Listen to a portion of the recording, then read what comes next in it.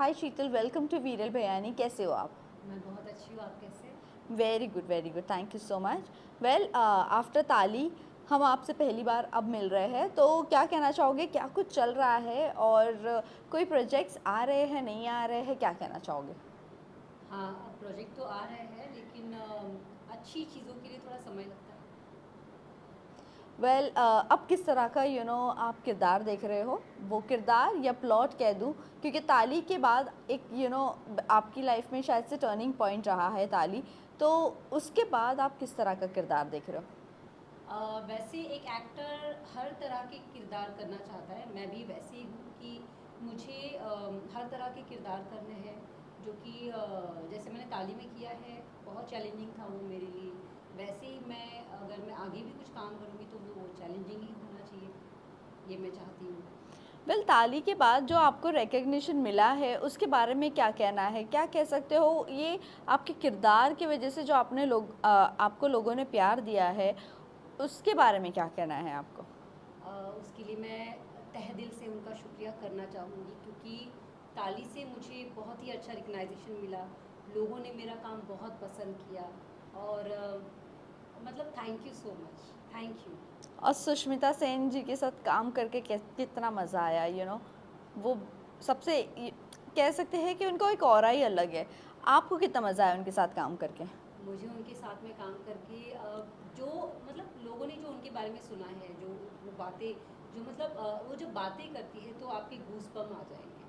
वो इतनी अच्छी बातें करती है, मतलब क्या ही कहूँ मैं उनके बारे में। वो बहुत अच्छी इंसान है, बहुत अच्छी।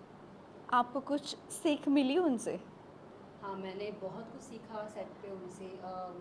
ठहराव सीखा मैंने उनसे। और वो मतलब वो एक उम्दा एक्ट्रेस है, बहुत ही अच्छी लेजेंड। क्या कुछ कॉम्प्लीमेंट मिला था उनसे जब सीरीज़ आउट हो गई थी, जब मूवी आउट हो गई थी? वो मुझे मुझे बहुत कुछ कहती थी, जैसे कि वो मुझे कहती थी कि यू क्लासिक एक्ट्रेस, कहते थे तुम कहाँ छुपी थी इतने दिनों से। तो मुझे अच्छा लगता था, मुझे बूस्ट मिलता था उससे और मतलब मेरा कॉन्फिडेंस बहुत अच्छा बढ़ाती थी। इस किरदार के लिए कितना मेहनत आपने किया था, कुछ बताना चाहोगी कि उस किरदार में घुसने के लिए कुछ स्टडी की थी या कुछ किन्नरों से बात करने की कोशिश की थी? ट्रांसजेंडरों के बीच में गई थी आप, नहीं गई थी, कुछ बताओगे? कि जब मुझे ये ऑफ़र आया था तो इनकी शूटिंग ऑलरेडी स्टार्ट थी। जी। तो कोई और मेरी जो मैंने कैरेक्टर करा है नरगिस का, वो कैरेक्टर कोई और कर रहा था, कोई और एक्ट्रेस कर रही थी। तो 10 डेज़ उनकी शूटिंग चल रही थी। 10 डेज़ के बाद में जब मुझे कॉल आया तब मैं गई। मुझे मुझे हालांकि मुझे पता नहीं था कि मैं कौन सी वेब सीरीज़ कर रही हूँ या कुछ भी। तो जब मैं गाड़ी में थी तो मुझे बताया गया कि मैं एक गौरी सावंत नाम की वेब सीरीज़ कर रही हूँ और उसमें सुष्मिता सेन है। तो थोड़ी देर के लिए मतलब मेरे पैरों से ज़मीन हिल गई थी क्योंकि ये मेरी लाइफ का पहला बड़ा प्रोजेक्ट था। तो मतलब मेरे दिमाग में एक गाना चल रहा था उस वक्त कि देने वाला जब भी देता देता देता चल। छप्पर फाड़ के। तो बस वही गाना चल रहा था और मैं गई। जाने के बाद में मेरा पहला सीन उनके साथ में जो गैदरिंग वाला सीन था वो था। और मुझे तब तक मुझे स्क्रिप्ट नहीं पता थी, मुझे कुछ भी नहीं पता ओह! और उसके बाद भी आपने एक्ट किया वैसे ही। था। जी। अमेजिंग, बहुत अमेजिंग था वो। But still, coming from Marathi background और रीजनल से आना, लैंग्वेज में आपकी थोड़ी दिक्कत रही थी। उसको सुधारने के लिए आपने कितनी क्लासेस ली या कुछ आपने किया था इस चीज़ पर वर्कआउट?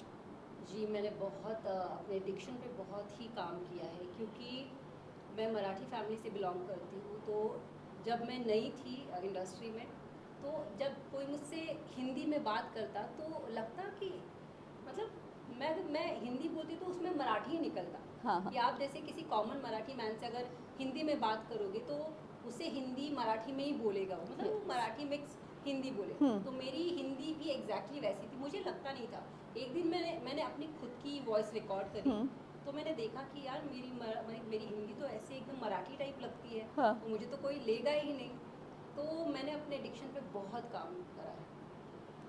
डिक्शन पे काम करने के साथ साथ आपने कई सारी मूवीज़ में काम भी किया है, चमेली में भी काम किया है आपने, राइट, इफ़ आई एम जी, नॉट रॉन्ग। और चमेली एक वेब सीरीज़ थी, हाँ, तो हाँ, उसमें करा था। और मिर्ज़ापुर में भी आपका डेब्यू था।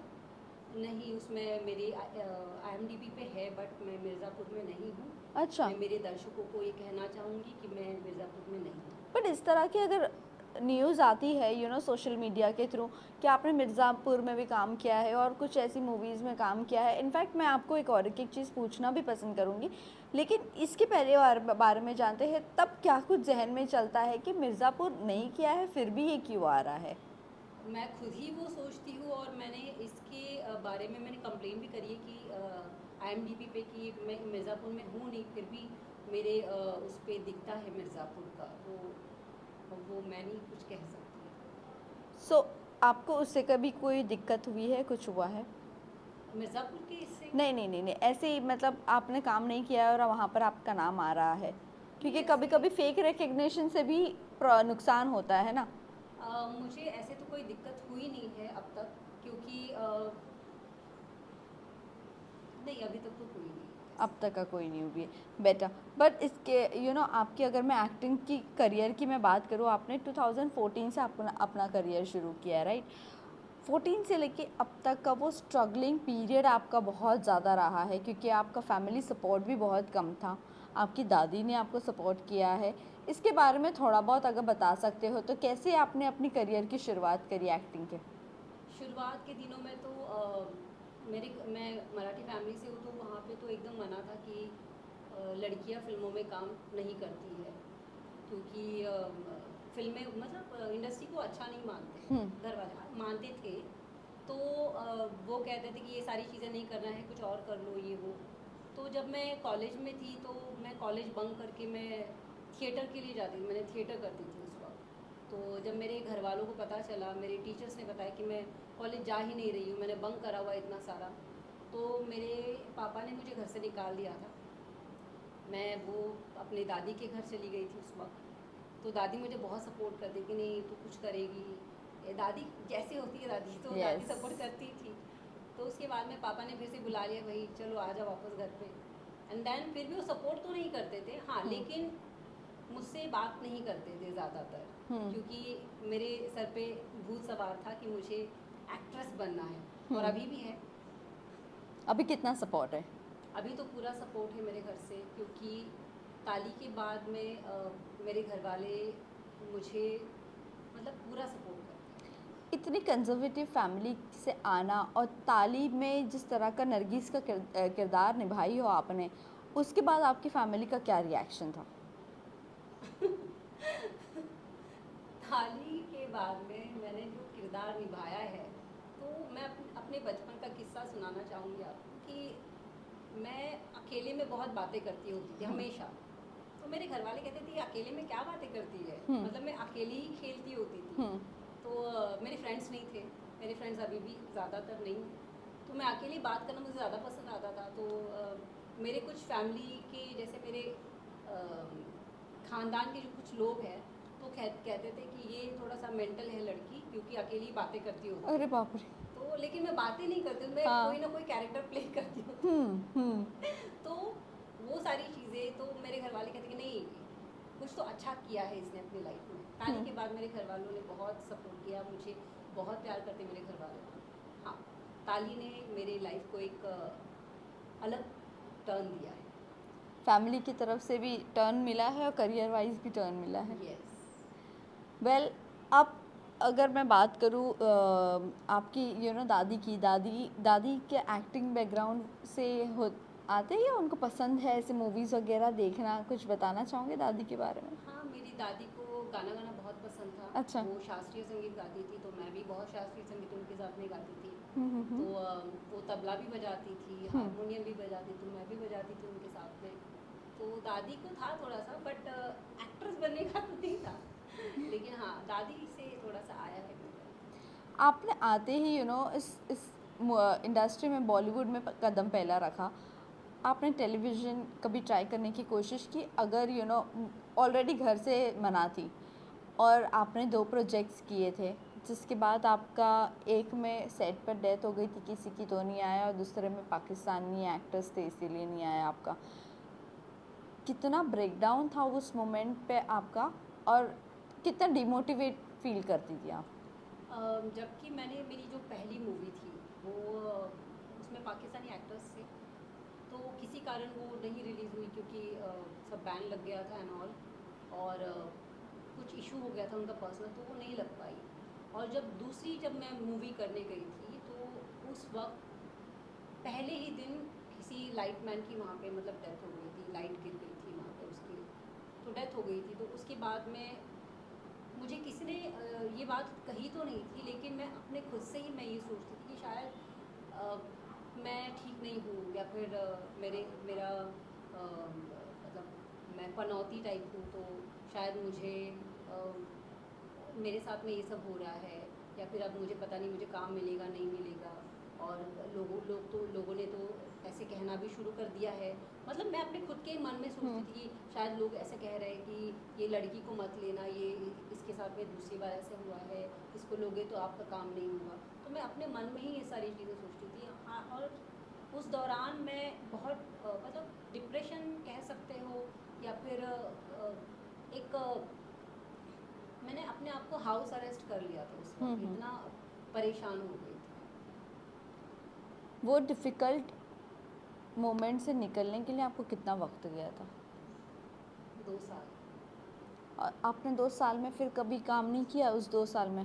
हाँ, मैंने वो 2 साल में कभी काम नहीं किया। मैं बहुत सोचती थी कि पता नहीं मैं फिर से कुछ काम करूँगी, किसी का कुछ हो जाएगा, किसी का नुकसान हो जाएगा, तो मैं खुद ही मतलब अपने आप को मैंने थोड़ा साइड कर लिया था उस वक्त। अपने आप को दोषी मान लिया था आपने? जी।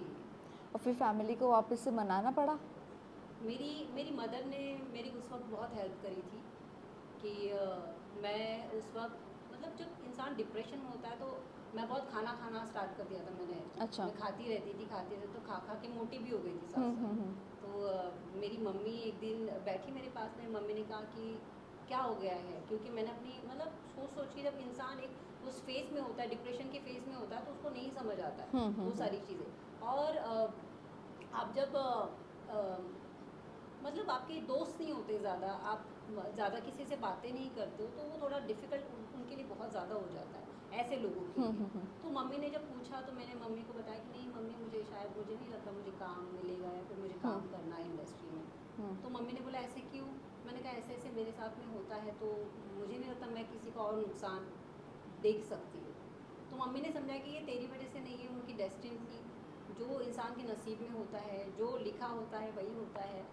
तो ऐसे अपना मन छोटा मत कर, तो फिर से अपने ऊपर ध्यान दे, काम कर, तेरे पास में बहुत समय है कि तू अपने आप को फिर से स्टैंड कर सकती है और काम कर सकती है। तो मम्मी की बात मैंने मानी, और मैंने अपना वर्कआउट, जिम एंड ऑल सब कुछ स्टार्ट कर दिया। लेकिन मेरा वेट अच्छा खासा गेन हो गया था उस वक्त, 70 टाइप में पहुंच गई।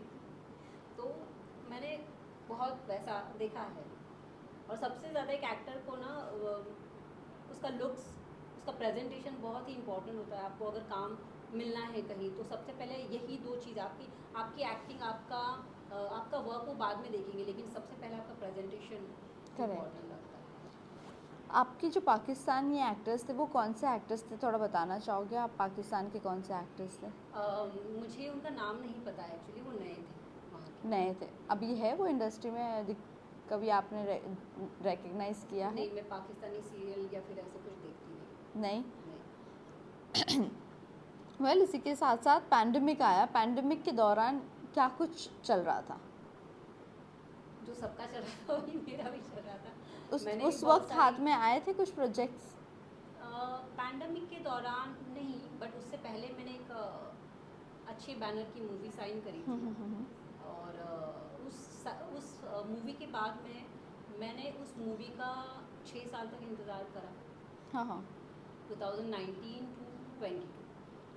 ओके। तो बीच में 2 साल तो पैंडमिक था, तो उसकी वजह से नहीं हुआ, बट नहीं हो पाया किसी रीज़न से। लेकिन एक एक्टर की लाइफ बहुत डिफ़िकल्ट होती है कि वो इतना वेट करता है किसी एक अच्छी चीज़ों का, मतलब अच्छी फिल्म का, एक अच्छे ब्रेक का। एक एक्टर का होता है यार कि होते हैं, डिफ़िकल्ट फेस बहुत होते हैं। वो आज तक क्या आपको उस मूवी के लिए कॉल वापस से नहीं आया?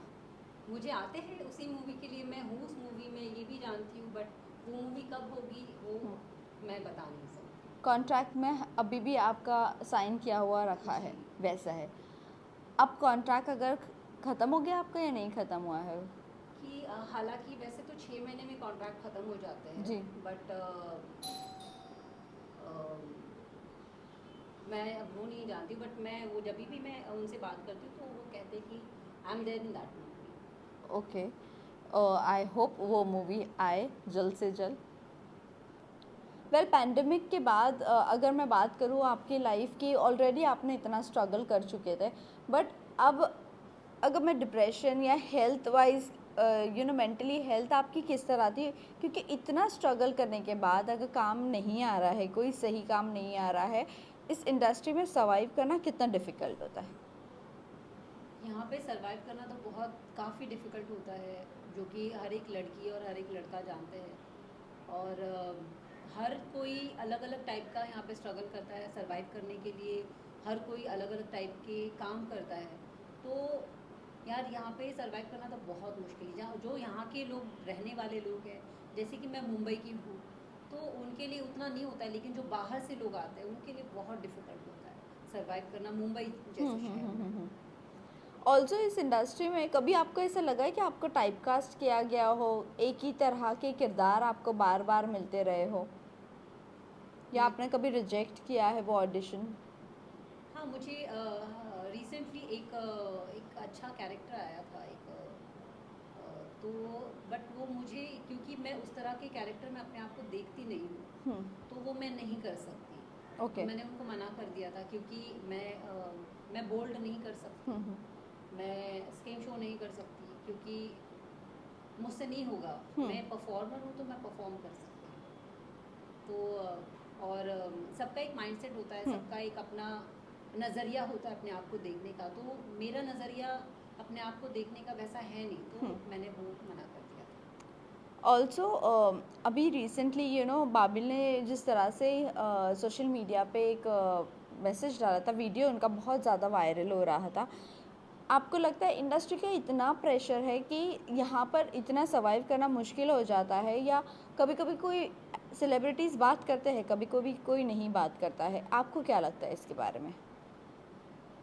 जो बात करते हैं वो, मुझे नहीं लगता कि इसके बारे में कोई भी बात करता है, क्योंकि इंडस्ट्री दिखाती कुछ और है और होती कुछ और है, ये सबको पता है। तो यहाँ पे जो होता है वो सबको पता है, लेकिन वो कैमरे के सामने आके कभी भी कोई बोलना नहीं चाहेगा। ये रियलिटी है इस इंडस्ट्री की। और जो बाबिल का जो भी वीडियो आया था, अभी मैंने भी देखा था, तो बहुत ही डिप्रेसिव था। और वो रियलिटी थी, एक्चुअली रियलिटी थी, क्योंकि यहाँ पे ए लॉबी बी लॉबी ये सारी चीज़ें हैं, तो यहाँ पे आपको कॉर्नर किया जाता है, ये है यहाँ पे। लेकिन यहाँ पे ये भी एक अच्छी चीज़ भी है हमारी इंडस्ट्री की, अगर आप अच्छा काम करते हैं तो यहाँ पे लोग उन्हें ही अपने सर पे भी बिठा लेते हैं, जिनको कॉर्नर किया जाता है। तो आप अपने काम पे ध्यान दो और अच्छे से अच्छा काम करो, आपके क्राफ्ट को बेहतर बनाओ और आगे बढ़ो। तो यहाँ पे उगते सूरज को हर कोई सलाम करता है, तो बस यही है इंडस्ट्री। अभी आपको ऐसे लगता है कि नेपो किड का ही ज़माना चल रहा है? ऑल्सो सोशल मीडिया इतना इतना फास्ट हो गया है कि उनके फॉलोअर्स के थ्रू उनको यहाँ पर काम मिल रहा है, ना ही कि उनके क्राफ्ट के थ्रू। तो ये कितना आप लोगों को अफेक्ट करता है? जिसका क्राफ्ट अच्छा होता है और उनके फॉलोअर्स अगर अच्छे नहीं होते हैं, तो वो कितना भी अफेक्ट कर रहा है because of social media? Social media देखा जाए तो अच्छा भी है और बुरा भी है, क्योंकि अभी जो यूथ है, आप खुद ही देख पा रहे हो कि मतलब जो अच्छे मैसेजेस होते, जो सोशल मैसेजेस होते हैं, वो लोग अच्छा ही है। बट जो बुरे जो मैसेजेस है, जो कि एक अश्लीलता जो चल रही है हमारे सोशल मीडिया पे, उससे यूथ ख़राब हो रहा है, उससे हर मतलब बहुत सारी चीज़ें ख़राब हो रही है, क्योंकि वो चीज़ें सिर्फ एक एडल्ट नहीं देखता है, वो चीज़ें बच्चे भी देखते हैं, छोटे। वो चीज़ें मतलब हर कोई देखता है, छोटे से छोटे बच्चे, और मतलब हमारी दादी, दादाजी, आंटी, अंकल, ये सारे लोग देख रहे हैं। तो उससे मतलब एक रेशो जो जो है, जो क्राइम का रेशो, वो भी शायद बढ़ रहा है, मुझे ऐसा लगता है। और उसके बाद में मतलब अच्छा भी है और बुरा भी, मैं ये कहूँगी आपको। और रही बात इन्फ्लुएंसर की और जो काम करने की बात आप कह रहे हैं, तो हाँ, उससे इफ़ेक्ट तो पड़ा है, क्योंकि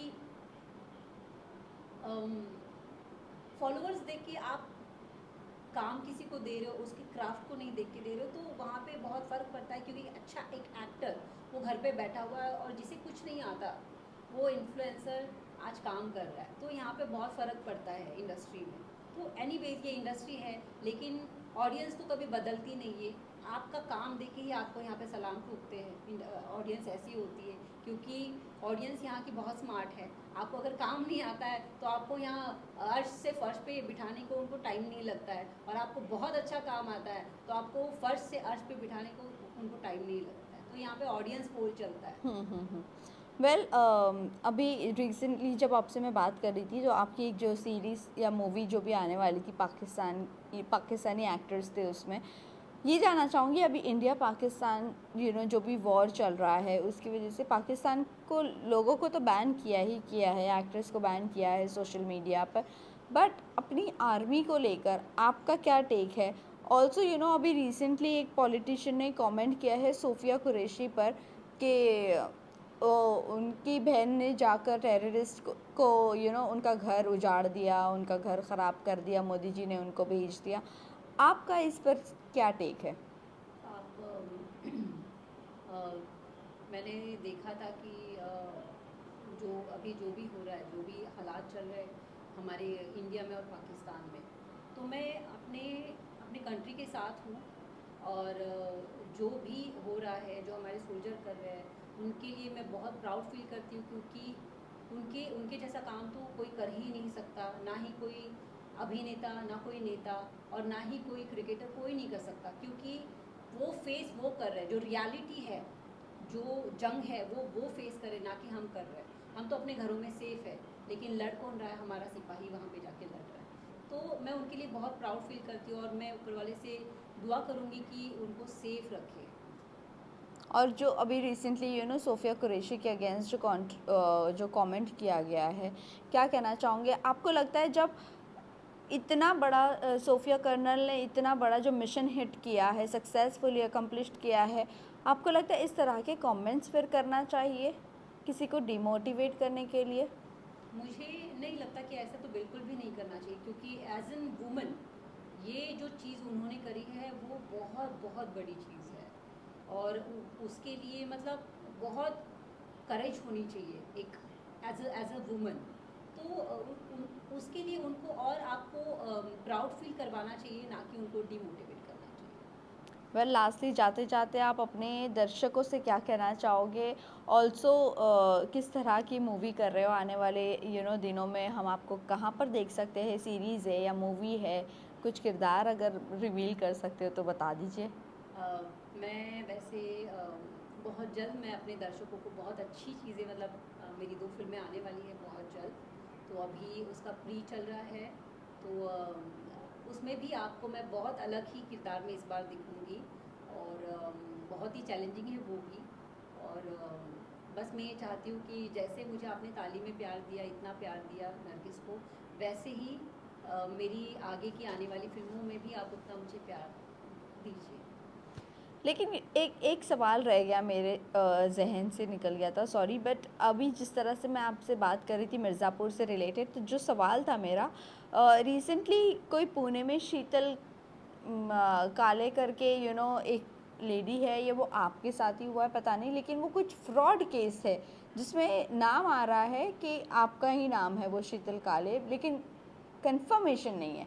आपके साथ कोई इंसिडेंट ऐसा हुआ है? जैसे क्या है, मतलब मैं कुछ फ्रॉड केस हुआ है वहाँ पर? नहीं नहीं, ये मेरे साथ तो नहीं ऐसा कुछ। आपके साथ नहीं हुआ, तो आप ये कंट्रोवर्सी से डिनाई करते हो? Yes. Thank you so much. Thank you.